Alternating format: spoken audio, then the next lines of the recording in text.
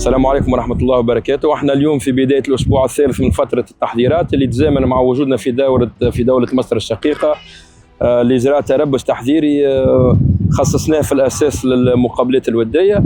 اليوم الحمد لله الفريق ماشي حسب ما كنا مبرمجين. فما تجاوب كبير واصرار كبير من اللاعبين. اليوم الحمد لله النسق قاعد يتساعد يوم بعد يوم.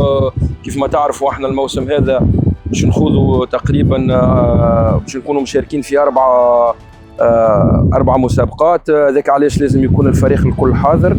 اليوم احنا الهدف نتاعنا مش باش نحذروا مجموعه معينه، باش نحذروا مجموعه كامله ونحاول ان شاء الله مع اول مقابله في كاس رابطه الابطال الافريقيه ان شاء الله نحاولوا نكونوا المجموعه الكل متواجده على ذمه المدرب.